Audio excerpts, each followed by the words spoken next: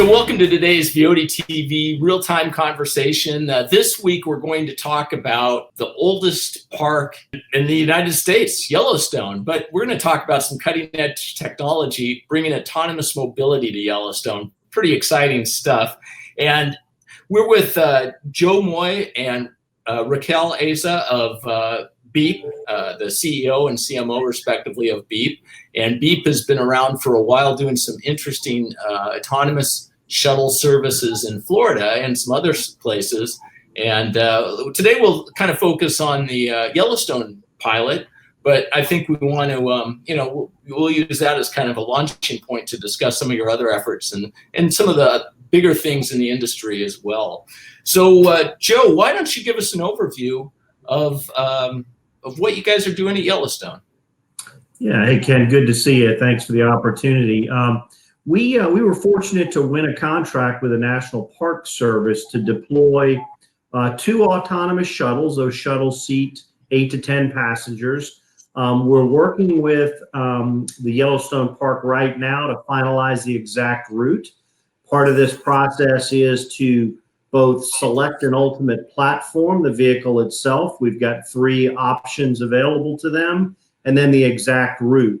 Various components of the technology lend themselves to different environments. So we want to make sure that this test is ultimately deployed with the optimal platform and then a route that really is going to promote ridership and achieve some of their goals as it relates to proving out how this form of transportation can really transform how people are able to access various areas of the park.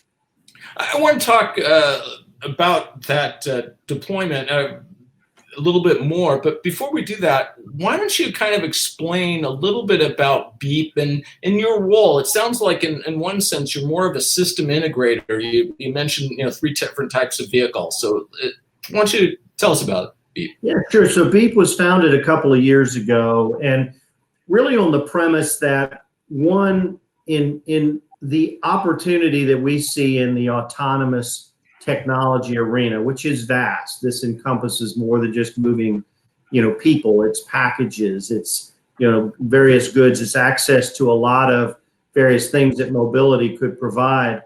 But what we saw as the opportunity was to enter the market in this controlled speed, geo-fenced, fixed route type deployment.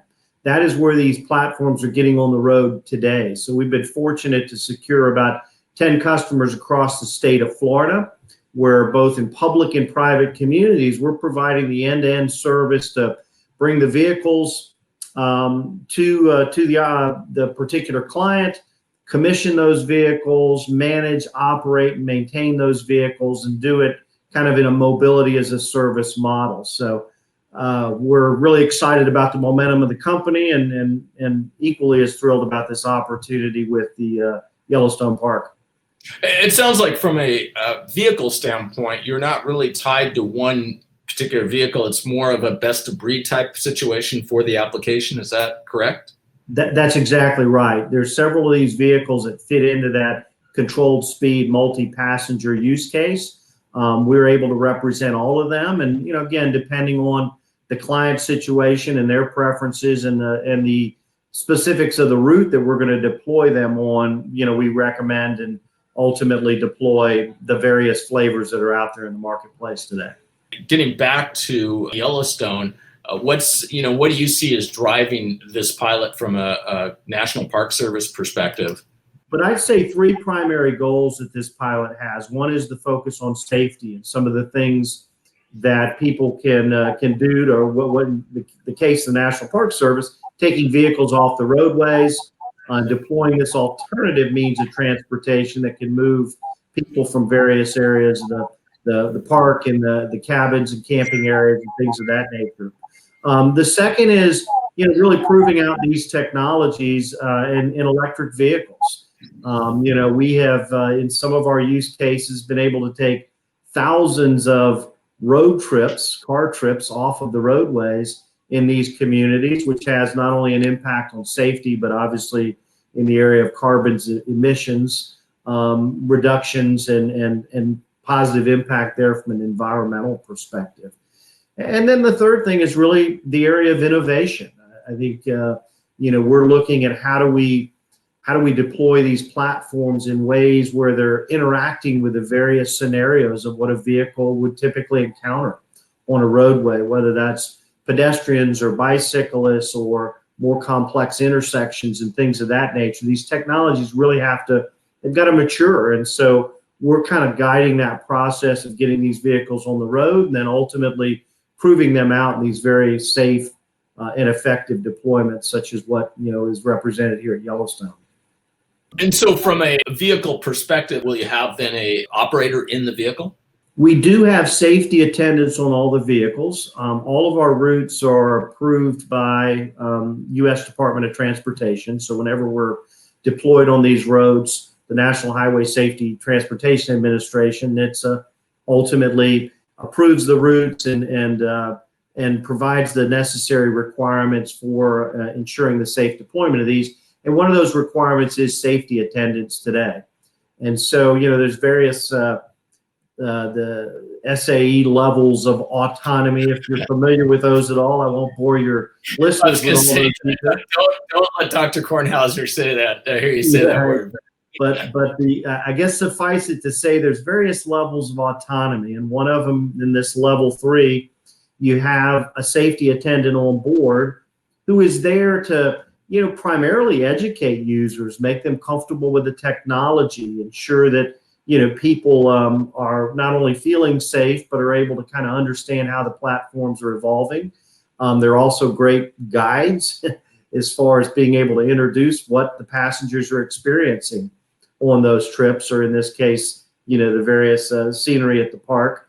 And then ultimately we see those attendants, becoming virtual in the very near future, where you'll have an interface with a command center, and somebody will be able to provide the same level of information and comfort and safety, but they'll be removed from the vehicle probably in the next 18 months.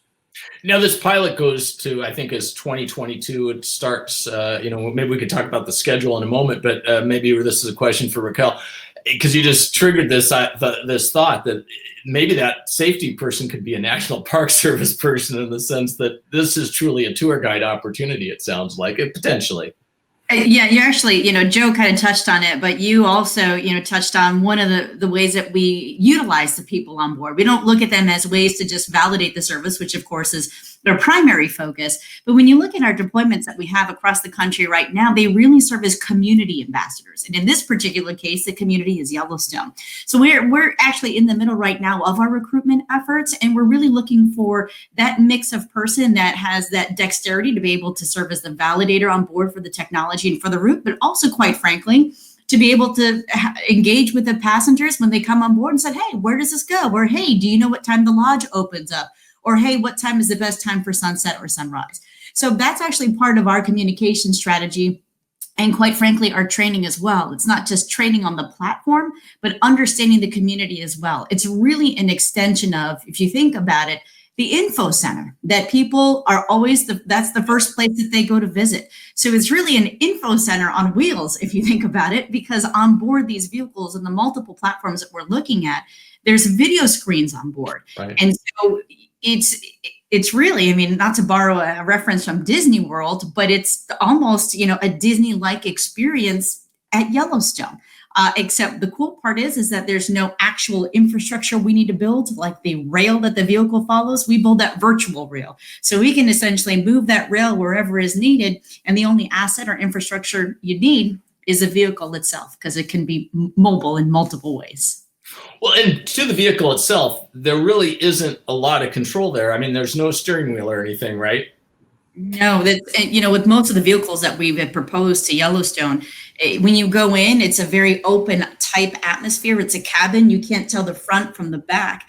And I think with all the vehicles that we propose, as we look at which vehicle to use for this particular deployment, they offer that experience. I like to use the analogy of still feeling like you're outside, even though you're inside, because all the vehicles have glass all the way around, so you can still take in the scenery while you're traveling through the scenery.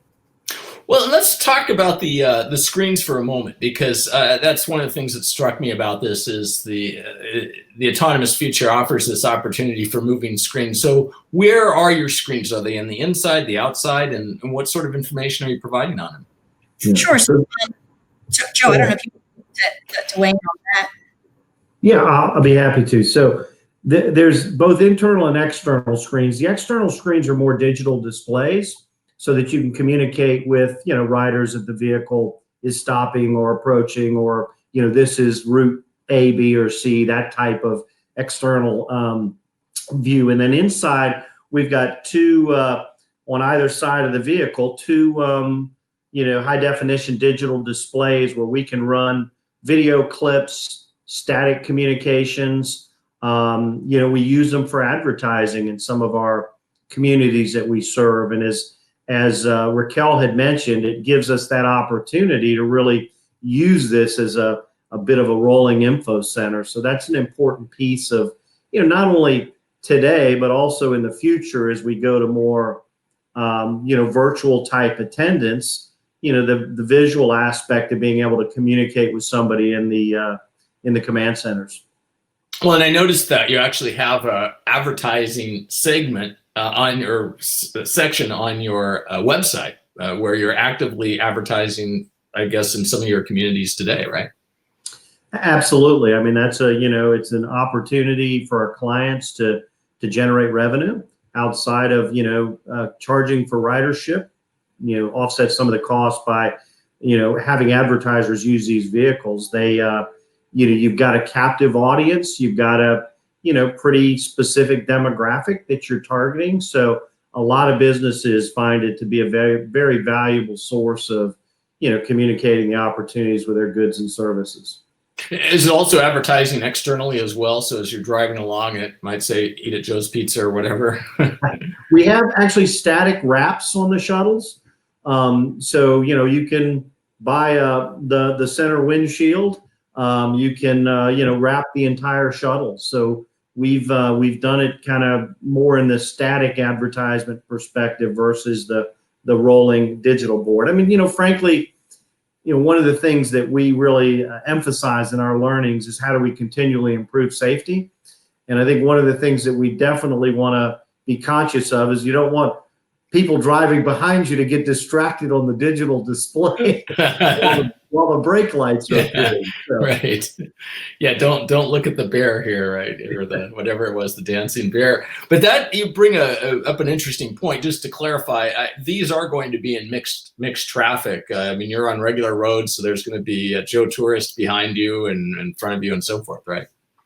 Yeah, absolutely. And that's how we're operating today on public roads, interfacing with traffic, pedestrians, all the types of things. We haven't yet had to stop for a herd of buffalo or anything. So I guess we'll see how that pans out. But, I take a second to just kind of describe how the technology works, because it is incredibly safe. In fact, safer than human-driven vehicles today.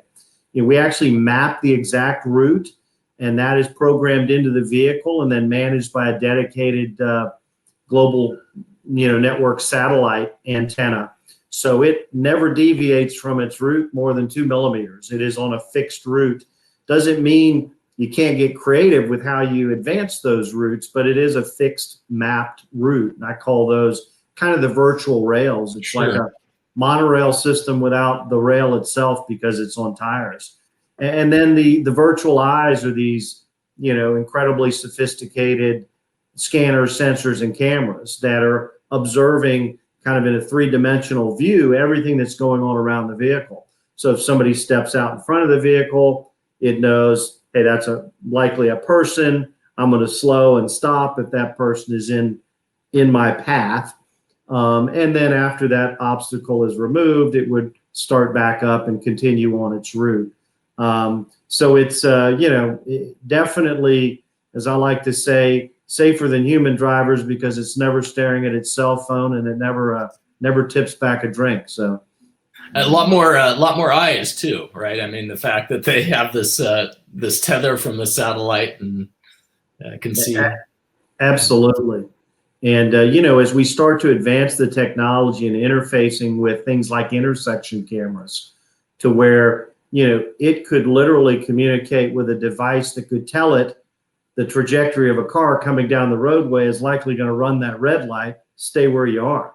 So if you think about the next generation of how we're going to interface outside the vehicle to various means of improving safety, like that camera example, that's where it gets really exciting. It's too many people are killed or injured on our roadways today, and the whole safety aspect of what these vehicles are ultimately going to bring is going to be the biggest impact. Now, these are low speed, right? I mean, are you staying below 25 miles an hour, or?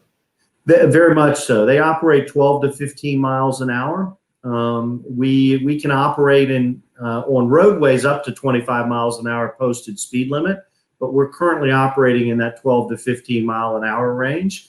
We are testing and improving that speed over time, but that also comes with the advancing of the technology. And as you might kind of imagine, the faster the vehicle goes, the more data it's consuming, and the more it has to ultimately compute to make decisions out there on the roadway that are the right decisions for that vehicle. So that is all kind of maturing really on a monthly basis. And rather quickly as this industry advances. Well, yeah, I think the average bus in America is something like 10 miles an hour or 12 miles an hour. It's very, it's not that fast anyhow, right? No, that's exactly right. And these vehicles are designed to serve, what's affectionately called that first mile, last mile use case. So it's about, in some of our public communities, creating extensions of mass transit. This isn't about moving a lot of people quickly, long distances. This is about providing kind of that, I think as Raquel likes to say, it's too long to walk and too short to drive, kind of mobility in these various communities that we're able to serve. Yeah, that's a good description. And you were able to provide much greater frequency than you could with a traditional approach, right? Yeah, absolutely. And, we're starting to experiment with on-demand type applications. We've developed a rider app that's deployed in one of our communities in Florida, to where you can ultimately schedule a time to be picked up, or you can hail the shuttle itself if you're at a bus stop or you're going to be at one of the stops. It obviously can't come to everybody's driveway, but you get a sophisticated enough network where you can connect most of the areas of the communities. You've got a lot of flexibility to make this a much more on-demand and convenient service. From a revenue standpoint, too, I guess I should say from a cost standpoint, overall operating cost, you can actually start to, on a per mile basis, actually be much more competitive with even a single-owned vehicle type approach, right? Where people own their own vehicle and so forth. But ultimately, is that kind of where you're going with this, to be price competitive? Yeah, absolutely. We kind of see the curve over the next 4 to 5 years kind of flipping, meaning today, if you look at the raw cost of an autonomous platform deployed in one of these communities, it is more expensive than the comparable gas powered shuttle that might be available in a typical classroom seated Hertz bus type scenario. But as we look at the technology advancing, just like Moore's law, the cost of the technology is coming down substantially over time. And second, as these vehicles start to become more mass produced, you're then going to have a much more kind of competitive landscape. And third is obviously the electric nature of these. They, cost a lot less to maintain. And obviously, being electric powered, a lot less to fuel, to use that phrase. Yeah. Well, then from a operator perspective, is that part of the economics too? I mean, when you're looking at kind of these low density or, that last mile where it's too far to walk, but not far enough to drive, those applications, is getting the driver out an imperative, do you believe? I do, absolutely. But I also point out, because I know a lot of people are concerned about, hey, are we eliminating jobs by removing riders from all these various mobility offerings. And, the fact of the matter is, yes, that's an important part of the economics of being able to deliver these much more competitively. But also, I tell you, we're creating jobs in the command centers and obviously hiring R&D professionals. So it's a job creating opportunity, but a cost reduction opportunity, I think, on both ends of the spectrum there. Yeah, it expands the pie, right, to a new service, I suppose. Absolutely. From a command center standpoint, as long as we're talking about that, why don't we delve into that a little bit deeper? You kind of touched upon the whole idea of being able to do, this virtual operator someday. So how do you envision that working? Yeah, so there's several components of that we are proving out. We just literally opened our first command center in Orlando, Florida last week, and are building that out, where today we monitor the video data, the telemetry data, the health of the vehicle. We do that today to provide, additional support if there's something that needs to be, you need to go through a troubleshooting exercise. We've got people there that are accessible to our attendants should we need to, take on any type of troubleshooting or testing or solving for a problem.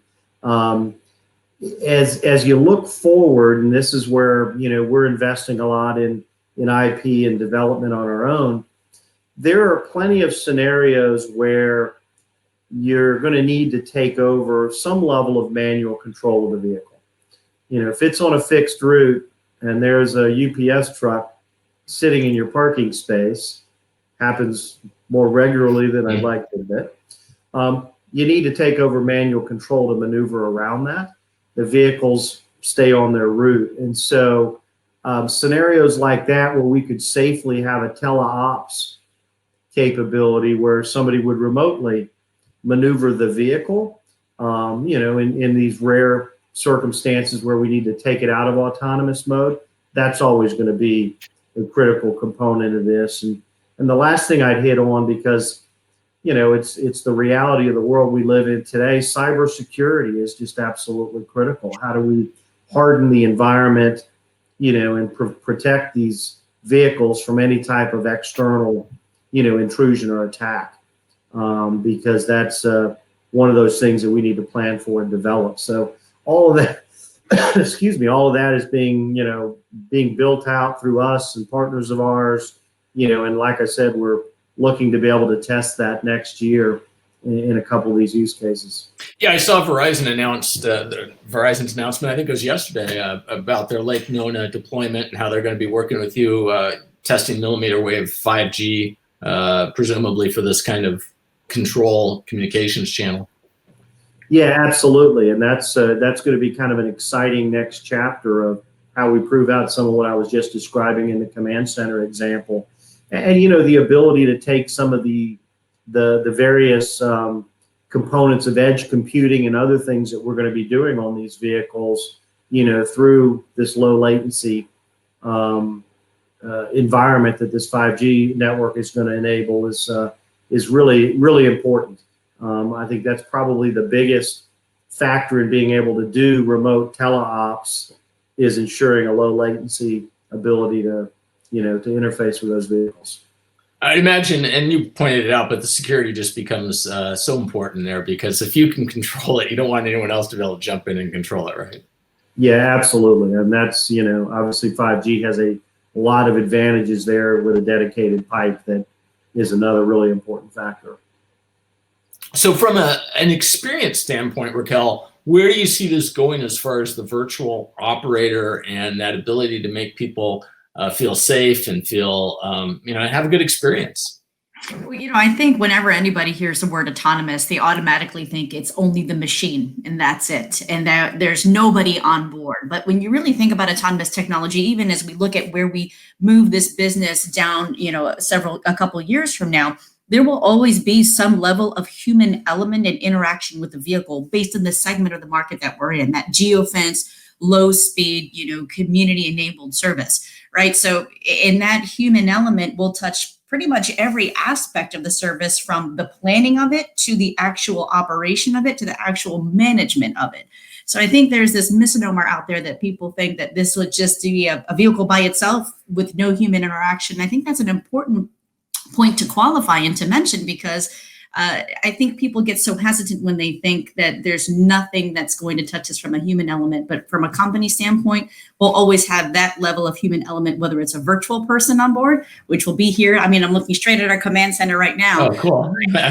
It's really cool when you get to see the exact location of a vehicle with a service that's about 2 hours away. It's really cool to be able to see inside the vehicle, outside the vehicle, where it is on the path, in from a communication standpoint as well. One of the things that we do is first responder training. Prior to the deployment of every vehicle we put on the road, we do a first responder training. And it's by design. We want to make sure that the first responders, police and fire, get to touch, feel, see, operate the vehicle, move it in the event that they need to before we even start picking up passengers. One of the things we hear after every training that we do is, you know what? I feel a lot better about this now, having seen it, gone into it, knowing how to operate it, knowing how to, quite frankly, just turn the vehicle on and off and get in the vehicle if the power of the vehicle is turned off. So that's something that we will always continue to carry on, even as we move to this next level of the business that Joe mentions with, I said the joy. You see that? Joe mentions, I think, Joe, you're frozen. That Joe mentioned, oh, there you go. Joe mentions, you were still... that Joe mentions, where we will have eventually that virtual ambassador on board. Well, that's an interesting, the training aspect's interesting, because then is that something you do on a like an entire police force basis, or is it, okay, go ahead, why don't you describe it?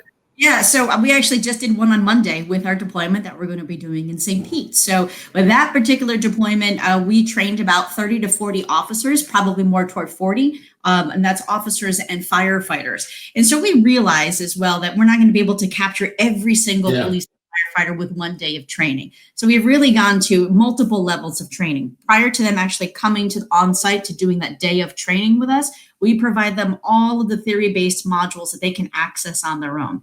What we find is that firefighters and police departments take that very theory-based training, implement it, and put it right into their very own training platforms that their own supervisors have to sign off on, that John, Joe, and everybody else went through the training modules. And then what we then do after, if more people want to get more training on this after the vehicle has been deployed, we ensure that we can do probably a secondary training. We're also exploring the opportunity of training the trainer.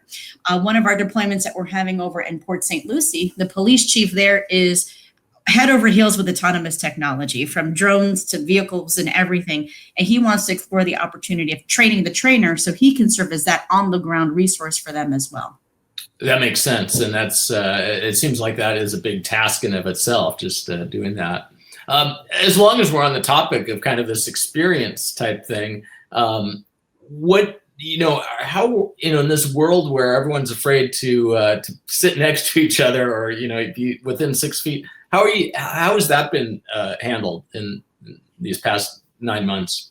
I think like any company out there, whether you're in the transportation business or the restaurant business, everybody found themselves in a place where, what do we do, right? Because we've never been faced with a situation like this. So from a company perspective at Beep, we're in the transporting people business, right? So we looked at what segment do we fit in, and we're really smack dab in the middle of Uber and Lyft, which are personal vehicles utilizing for that travel, and then we're in between also transit buses. Our buses fit right in the middle of that market. So we looked at what are the best practices with those rideshare companies and transit agencies, took the best of both worlds and melded them into one. So our Beep, we'll call it our C19 COVID-19 processes and procedures, our new service plan. And it really hinges on 5 key points. One, first and foremost, is frequent cleaning of the shuttles. We can tell you before the shuttles even hit the road, every single day there is a high impact, high touch point sanitization process that goes through with a third party company that we have actually outsourced the cleaning to, because we're not in the business of ensuring and cleaning of the vehicles. The people who clean our vehicles are also the people who clean hospitals. So we know that they're being cleaned to the best standards out there possible. And we did that purposely because we wanted to make sure our vehicles had that sanitization process that hospitals had. In addition to that, we have disinfectant wipes on board and sanitizers on board. And it's part of the experience. When you disembark passengers, you say, thank you for coming. But before the new ones come on board, our attendants are briefed to say, I'm happy to welcome you on board. If you just give me a couple minutes, I want to sanitize some of the areas with our disinfectant wipes.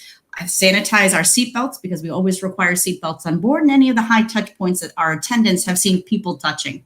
And then as they allow people to come on board, they say, please utilize our onboard hand sanitizer before they touch anything. In addition to that, we've actually implemented as well COVID-19 seating practices on the shuttle to abide by some of that social distancing. So what we find with our deployment here in Lake Nona, a lot of people travel with what we call related parties. They're families. They're a family night out. So if they came in a car together, they can sit together. And we call it mom's night out, moms and mimosas.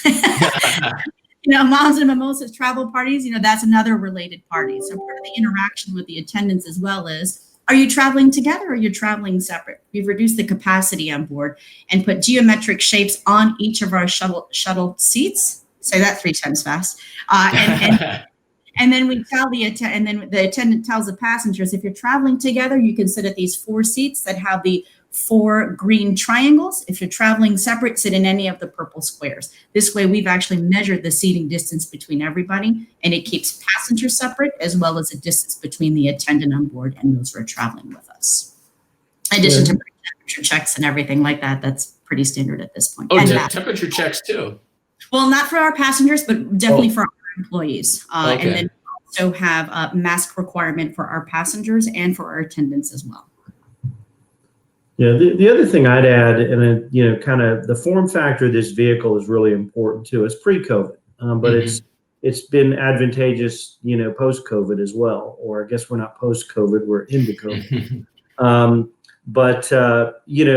It's a vehicle you step up in. You stand up in, the doors open, and it's fresh air circulating in the vehicle.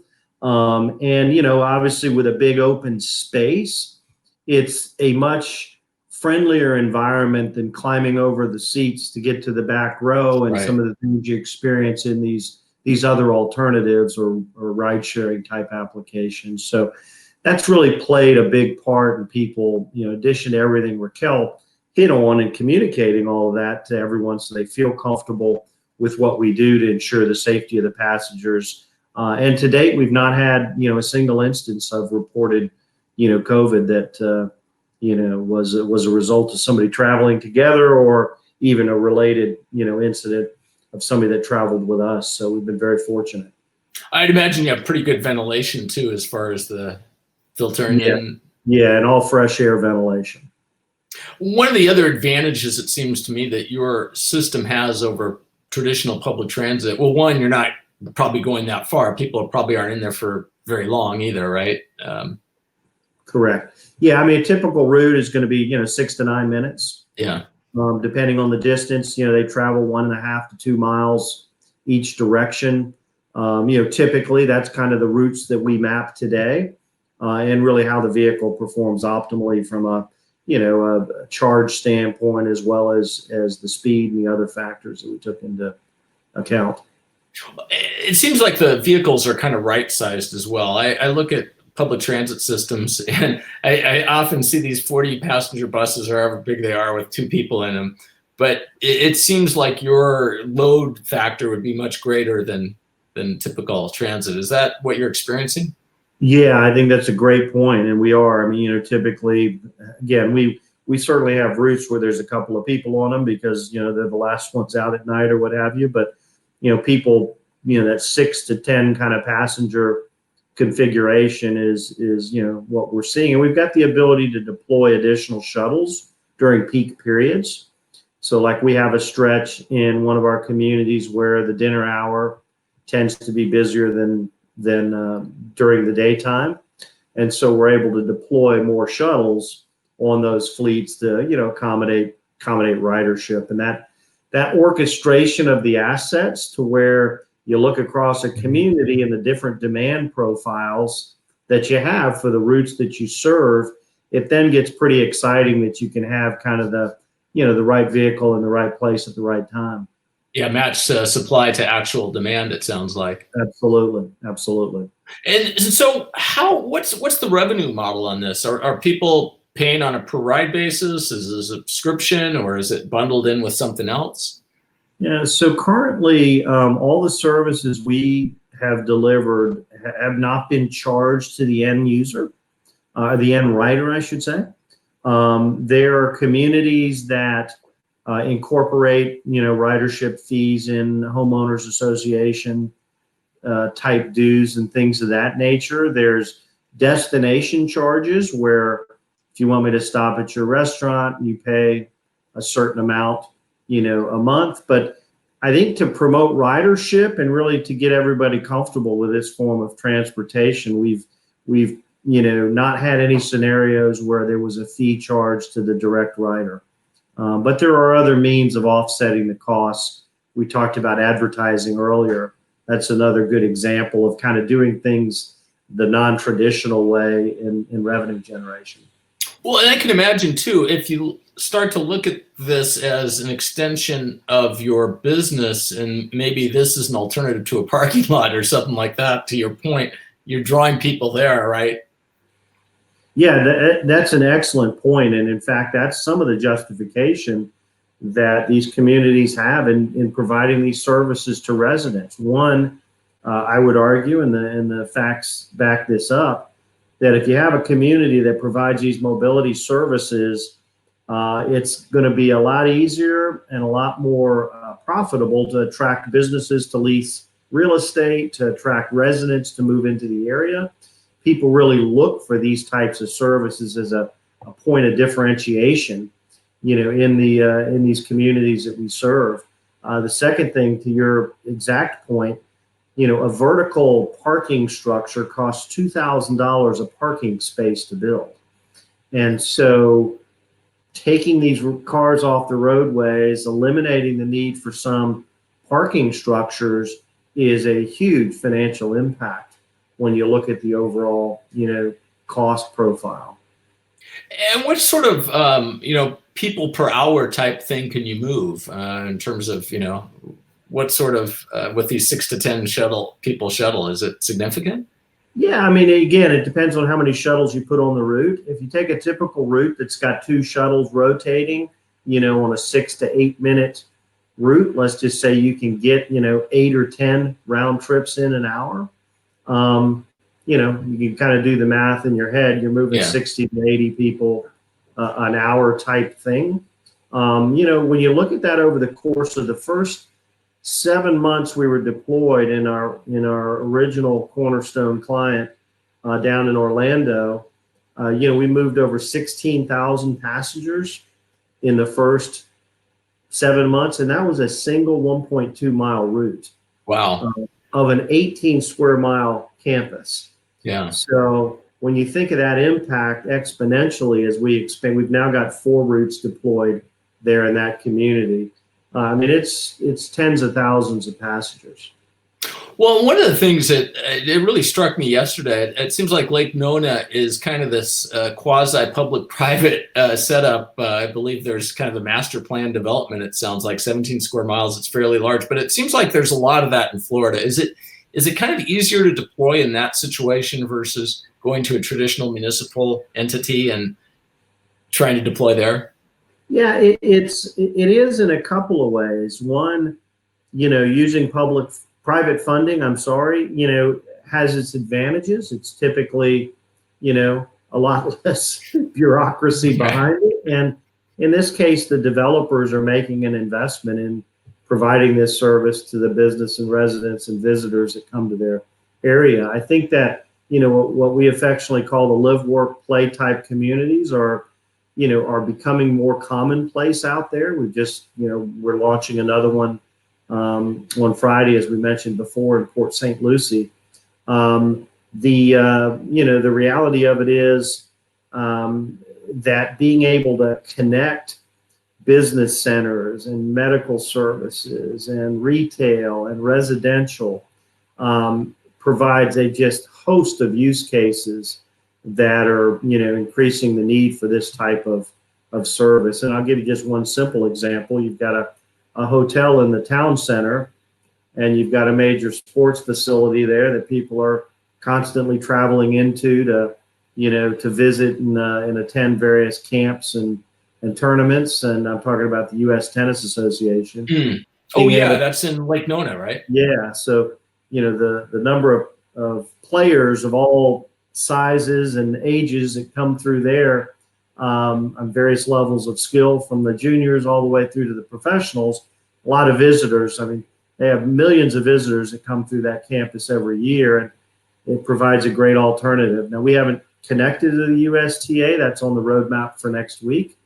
I'm sorry, next year. I probably scared my whole team when I said that. But yeah, that's on the roadmap for next year. But a great example of, in the case of visitors, hey, I don't need to rent a car. I'm going to stay here on this campus and have full access to these services, via this alternative means of transportation. Yeah, and Lake Nona with the announcement of the Lilium and the Vertiport there. My gosh, and then you've got the millimeter wave testing and everything. My gosh, this is the community of the future, it sounds like. Yeah, and Tavistock has done a great job. Tavistock Development Company is the owner of Lake Nona, and obviously the developer there. They put their stake in the ground that technology and innovation was part of their brand from the beginning. And what they're doing in areas like transportation, in these two examples, but also in health services and health sciences, it's really a fantastic example for the rest of the country, in my opinion. Well, and I've got to ask, since it's Florida, I mean, have you run into any kind of unusual animals and stuff that you haven't noticed? I keep thinking of your earlier comment about Yellowstone, about bison and things like that. I mean, have you literally had alligators cross the path or things like that? Not yet. No, I mean, it's funny. Somebody asked me the question, what's this thing going to do if a herd, jumps in front of it? Well, it's going to stop and stand still until the roadway is clear, and then it's going to start going again. Kind of what a passenger vehicle would do. Right. It's not going to try to plow its way through or anything of that nature. So I can't say that we've had any crazy wildlife incidents yet. But, frankly, it's no different than, do we have people that step out in front of it, or a bicyclist that strays out of their lane, or a car that cuts in front of it too closely? We deal with that all day long, and it's, knock on wood, 100% safety record after over a year in operation. I'm pretty proud of that. That is amazing. And it's from a safety perspective then, is that, those reports that you're providing back to NTSHA and that sort of thing? Yeah, absolutely. We provide monthly reporting on every, I'll use the term incident. That's not the right term. It's really any type of interaction that we have with the vehicles where we have to take over, manual control of the vehicles, or anything that, is a deviation from that exact commitment to the autonomous, deployment on these routes. We report all that. What did we learn? Here's video data. Here's telemetry data. How do we kind of learn from that and share that with others in industry? So it's not just about the relationship with NTSHA, so we're advancing the safety. It's also about sharing that across the industry, because it's a unique industry in that, yes, we have competitors out there, but the reality of it is we want everybody to succeed, because one bad situation out there sets us all back, and that's kind of a reality. Yeah, and from an insurance standpoint too, is this something where you've found a reinsurance company to insure, do like an umbrella for you, or how does that work? Yeah, so a couple of the big global insurance providers have really focused on this space. So we were fortunate to to line up with one of the larger global suppliers who has done the necessary research and background on these vehicles to really understand the opportunity they present for them in the future. But it's also, you don't have 10 years of history to look back on, and the actuarial data to use in profiling things. So that's an area very similar to what we were talking about in the sharing of information. We feed the insurance companies with everything that we learn, because we're proving out that these are very safe vehicles. From it gets back to kind of that experience standpoint. I just keep thinking of, the people going out, having a few drinks, they come back in the vehicle. You have to deal with humans in the vehicle and their bad behavior sometimes. Has that been an issue, or how do you see, kind of mitigating those types of things? Yeah, it's a great point. I mean, in some of the communities that we serve, and we're in downtown, public cities, you have to interface with, maybe somebody that's had a little bit too much to drink. You may have to interface with somebody that's, experiencing homelessness. I mean, there's all types of real life scenarios you have to deal with. One, the training of our attendants today is a really important component of that. How do you deal with these situations? Two is, we have incident response teams. So if there is, an issue, one, the command center's there to see we have an issue, and two is, we can dispatch people, worst case scenario, dispatch the police, but, in most cases, we're able to deal with it internally, and really haven't had any, circumstance that, that's caused a risk to any passengers or employees. Yeah, I suppose the one advantage you have is the fact that you do have the video camera, and you probably have messaging around that. Absolutely. Yeah, that's a big sign you see as soon as you step on that you're authorizing us to, videotape you. So back to Yellowstone, kind of want to end on that. So you're going to start the pilot, I guess, sometime early next year. Is that, why don't you kind of go through the pilot? I'd have a couple of questions like, is this going to operate in the winter when there's snow and ice, and are you going to have to build out an electrical infrastructure for it? Those sorts of things. Yeah. Raquel, you want to take that? Yeah, so in terms of when we're going to be deploying the particular program, it's going to be in late May 2021. Okay. And it's going to go roughly until the end of August, going into September. So it's really just, it's a POC for Yellowstone National Park. POC, proof of concept, right? Okay. Yes. and a Department of Interior, to be quite frank, to be able to explore, okay, so if we did implement this in other applications in other areas, would it look like? What we find is that when a lot of our people we contract with do POCs, they quite frankly just want to see how it works, how it's going to operate within their setting.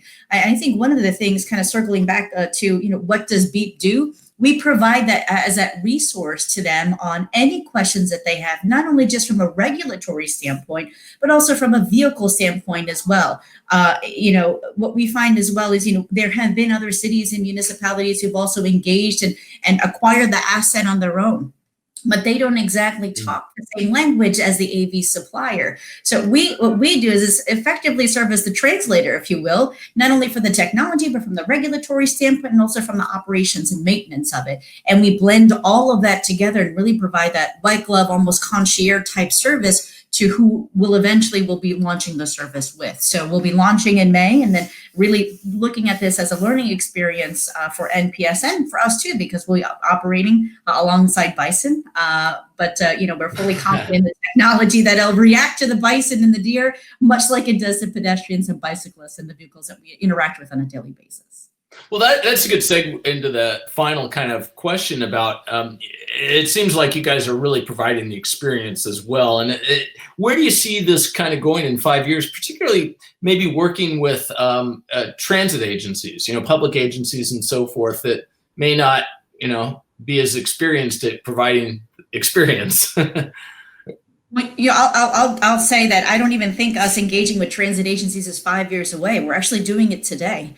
We have 3 of our deployments right now are with transit agencies. Jacksonville Transportation Authority, as Joe mentioned, we transported COVID-19 test supplies utilizing their asset with fully autonomous technology, no attendant on board. That was an effort between us and JTA. So we engaged with them already. We've also that was like between hospitals, right? Exactly. So it was between a COVID-19 test site. So the way that service worked was somebody got swabbed through nasal. They loaded a bunch of stuff into a cooler. The healthcare worker loaded onto the shuttle, closed the doors, pressed go, and the vehicle went and brought it to their building for processing. So it did a number of things, right? It allowed for not too much exposure to the virus, limited that exposure, but quite frankly too, put healthcare workers where they needed to be on the front line and not have to worry about doing that transfer. Right. When you look at our other transit agency partnerships, we launched a service in October with HART in the Tampa area. That's a very unique use case because we're operating alongside buses, alongside traditional bus fleets in a dedicated transit corridor. Incredible opportunity there is for us to provide that first mile, last mile scenario, which we talk about. Too long to walk, just long enough to drive, so you don't want to do it, so we provide a shuttle. So we're connecting a major transit hub where you have more than a dozen routes that you're connecting to. The shuttle pulls in there, takes you about a mile down the road to the last stop in the line, walk a block down, connect to the broader network to their streetcar. So now we've effectively provided that first mile, last mile connection so people can really utilize the full network or the cog in the wheel. And then the third deployment. Sorry to interrupt, but in that scenario, then is that a single ticket gets you to their whole network, and you're part of that? So as Joe mentioned, we do offer that service for free right now for passengers. So anybody can get on the shuttle, whether they have a fare card or not. And it's obviously regulated by the passenger, by the attendant on board with regards to that service. But, you know, when it comes to experiencing the technology, we want to make sure it's readily available for everybody to use. Nice. And there's not that gatekeeping where, sorry, you can't ride because you don't have a ticket. You know, the more people get to experience it, the more it is better for everybody in the industry as a whole. It'll drive traffic to the bus system. Exactly. And it normalizes it for everybody. It doesn't seem so foreign. And exposing the people to technology is also something we're going to be doing in St. Pete with the Pinellas Suncoast Transit Agency. And that's a service that we're launching on Monday. So we have quite the activity between the next couple of days and all our deployments. And that's in the St. Petersburg area. And that's a unique use case as well, even with the transit agency, because it's through a redeveloped waterfront along a multimodal path where it's working alongside a dedicated bike path.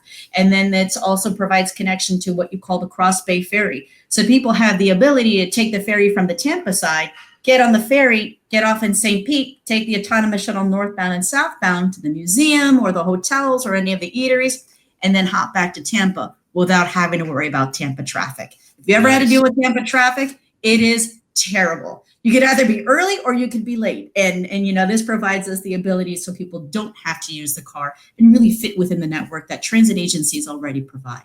That's nice. A nice extension from that ferry. Otherwise, you kind of get stranded there, right? Yeah. Or have to walk that mile. Yeah. Again, too long to walk, just long enough.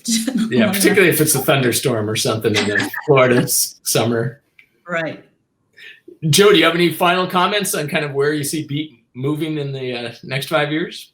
No, I think, it's exciting times. As I had mentioned at the beginning of this, our strategy of kind of getting into this end of the market was very intentional. We wanted to be on the front of the wave of proving out the use of these platforms to deliver real mobility solutions. I think one of the things we observed is there's a lot of testing going on in closed track type environments, which is useful and important, but not nearly as impactful as what we're doing to deploy these solutions in these real life scenarios where we're taking cars off the road, providing much needed mobility services, frankly, to people that, may otherwise not have a form of transportation. So it's exciting to see the momentum we've got. And, I would tell you that like any area of technology, stay tuned every month, every quarter, every year, there's going to be, major, step changes in the advancement of these platforms. And, we're excited to be kind of the point of the spear, if you will, in how this technology is getting on our roadways today. Well, there's nothing like real life to really make things better, right? To learn what you don't know. And one of the things you just mentioned, I've got to ask this question, the accessibility. It seems like what you're doing is really improving accessibility. And, so for people of all abilities and so maybe you can touch upon that as far as, how you're dealing with people who, may not have the ability to get their wheelchair on a bus and that sort of thing. Yeah, it's a great point. And that's a good example of the types of things that we're advancing on these platforms. We do have ADA accessible ramps and the things you would obviously imagine would be needed. We've got attendants on board today, so that's really helpful in, being able to strap in a wheelchair to use that example.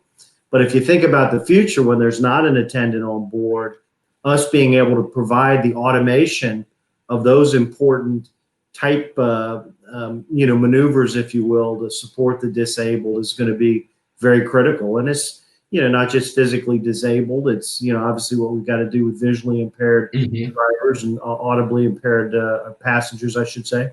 So that's a really, really important point in kind of what we're doing to develop these vehicles. It's not just about the autonomous driving. It's also how do you create mobility for all platforms that ultimately will enable all persons to be able to take advantage of it.